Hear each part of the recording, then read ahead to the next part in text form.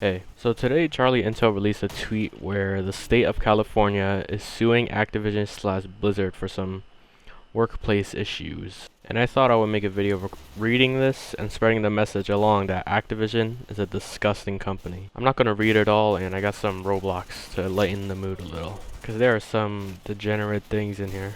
Now I'm only going to read some snippets of the introduction. Headquartered in California since 1970, where the nation's strongest anti-harassment, equal pay, and other equal employment opportunities protections exist for employees. Defendants should be a safe haven workplace in the video game industry. Sexism has plagued the male-dominant gaming industry for decades, and increasingly so in recent years. This has been going on for 3 years, and I'm just now figuring this out. Like the executive ranks, women across the company are assigned to lower paid and lower opportunity levels. Female employees receive lower starting pay and also earn less than male employees for substantially similar work. Defendants promote women more slowly and terminate them more quickly than their male counterparts. Faced with such adverse terms and conditions of employment, many women have been forced to leave the company. Defendants have also fostered a persuasive frat boy workplace culture that continues to thrive in the office. Women are subjected to crew crawls in which male employees drink copious amounts of alcohol as they crawl their way through various cubicles in the office and often engage in inappropriate behavior towards female employees. Now, to the people who doesn't know what a frat boy is, it basically means a college guy who drinks and parties all day and behaves like a dickhead. Male employees proudly come into work hungover, play video games for long periods of time during work while delegating their responsibilities to female employees, engage in banter about their sexual encounters, talk openly about female bodies, and joke about rape. Unsurprisingly, defendants' frat boy culture is a breeding ground for harassment and discrimination against women. Female employees are subjected to constant sexual harassment, including having to continually fend off unwanted sexual comments and advances by their male coworkers and supervisors, and being groped at the cube crawls and other company events. Alright, I get if it's your girlfriend or wife that you're groping. If it's your coworker that you're groping, that's the most disgusting thing ever. Like, how nasty and horny are you that you have to grope your coworker? I've never in my whole life had that urge to ever do that. Just one little thing. This supervisor who had brought butt plugs and lubricant with him on a company trip. First of all, why and how old are you? Because that is so nasty, even if you're planning on using it for a guy. Like, doing anything sexual at the workplace is so nasty. You're not in comfortable clothes, nor are you going to have an enjoyable time unless you find that hot, which is so disgusting. Female employees at Activision Publishing were also assigned to lower level roles, denied equal pay, and delayed or passed over for promotions of their male counterparts. As an example, a female human resources employee at Activision Publishing was delayed and passed over for a promotion despite receiving positive performance reviews, doing substantial more work than her male counterpart, and taking over the actual responsibilities for the departing person. Female accounting employees at Activision Publishing likewise note that male counterparts were paid significantly more than them despite doing the same or less work and having less responsibilities. Female employees were also not promoted because of defendants' discriminatory practices against pregnant female employees. A female employee working on one game team had assumed some of the responsibilities of a manager, but when she asked her male supervisor about being fairly paid for the work she was actually doing and promoted into that position, the manager commented that they could not risk promoting her as she might get pregnant and like being a mom too much. In general, female employees were further treated negatively due to their pregnancies. Supervisors ignored medical restrictions given to female employees and gave them negative evaluations while they were on maternity leave. Other female employees reported that they were criticized for leaving to pick up their children from daycare while their male counterparts were playing video games, and female employees were kicked out of lactation rooms so employees could use the room for meetings. Now look at this. The manager commented that they could not risk promoting her as she might get pregnant and like being a mom too much. What? What does that even mean? Does Activision have maternal paid leave? Because what he just said made no sense unless she gets promoted and she wants to get pregnant for paid maternal leave. I don't even know what he meant by that. Women of color were particularly vulnerable targets of defendants' discriminatory practices. An African American employee noted that it took her 2 years to be made into a permanent employee while men hired after her were made permanent employees. She also was micromanaged such that her male coworkers were known to be playing video games without any intervention by her supervisors, but her supervisor would call and check on her if she took a break to go on a walk. Another African American employee who worked on information technology was similarly micromanaged by her manager, unlike the men on her team. When she requested time off of work, her manager made her write a one-page summary of how she would spend that time off of work when no one else had to do any write-up. Oh my god. The male supervisor also criticized her body language despite male counterparts slouching in meetings, and she was scolded for asking for assistance while others could get help on similar tasks without the same criticism. These experiences led female employees to leave their employment with defendants. Is this normal? Is it normal to write up something for your time off work? Because I've been working and I never had to write up anything. Also, are you her parent? Like, why in the fuck are you making her write what she does? That's her business. It's like in school, when did you just say, oh, what did you do this summer? Like, why does that matter? We're all gonna say the same thing anyway. There's literally no other reason for her manager to ask her to write up unless the manager wanted to creep on her and know her every move.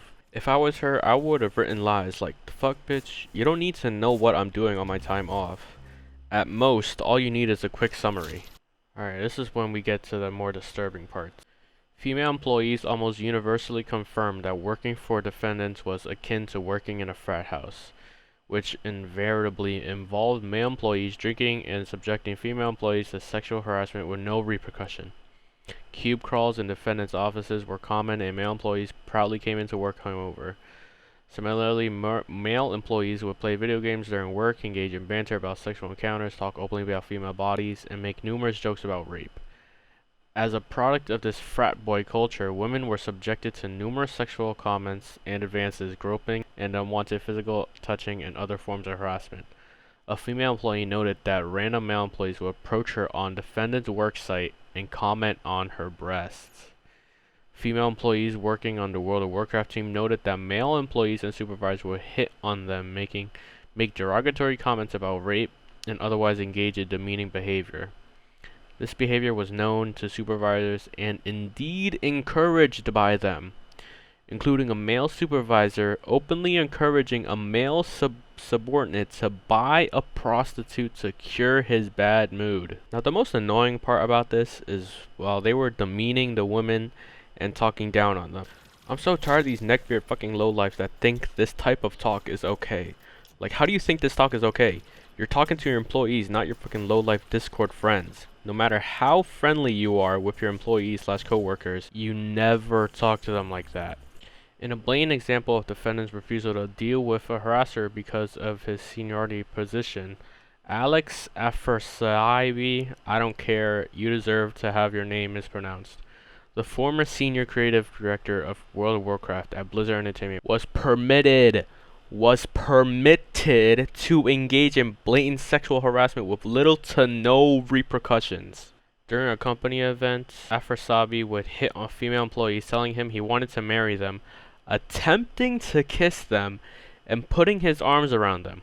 This was in plain view of other male employees, including supervisors who had to intervene and pull him off female employees. Afersabi was so known to engage in harassment of females that his suite was nicknamed the Crosby Suite after alleged rapist Bill Cosby.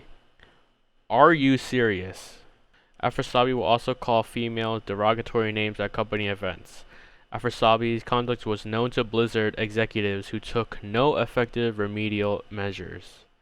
J. Allen Brack, president of Blizzard, allegedly had multiple conversations with Afersabi about his drinking and that he had He had been too friendly.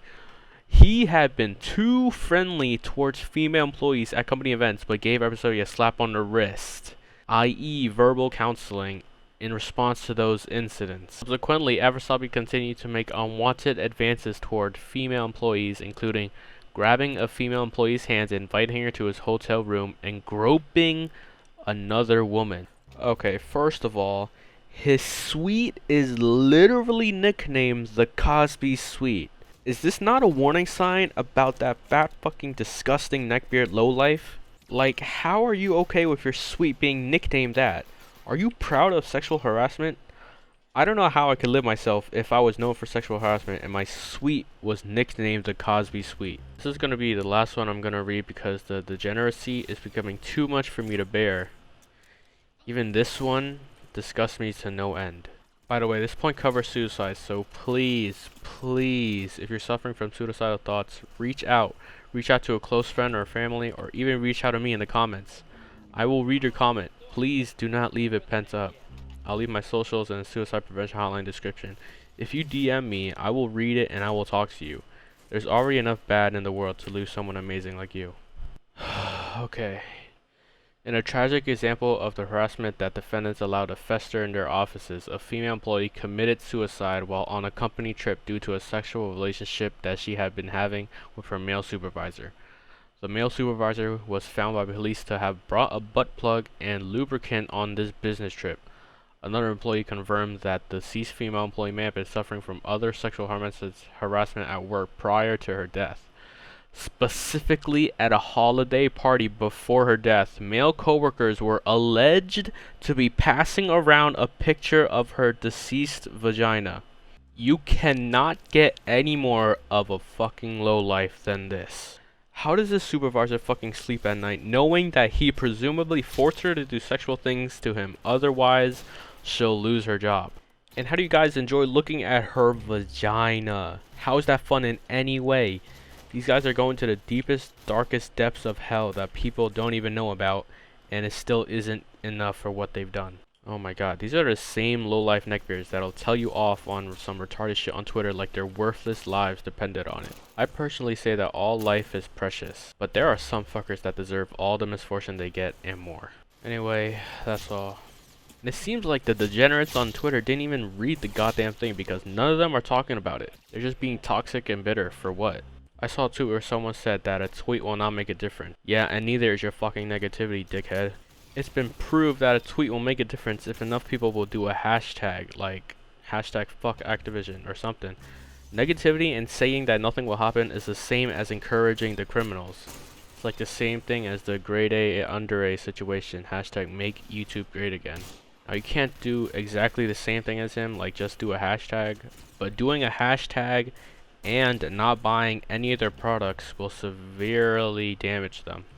I put all the sources in the description so you can read the whole thing for yourself. I have a feeling that a lot of commentary channels are gonna make a video about this, so please, whatever video you see about this topic, if it's me, Mudahar, Optimus, fucking anyone, share the video. We need as many people to know what Activision/Blizzard has been doing for the past few years. I feel bad for some of the developers because it shows that they are really passionate for their projects, but they're grouped together with the degenerates because we don't know who the majority of these criminals are. So anyway, please share the video around and I'll see you guys when I see you.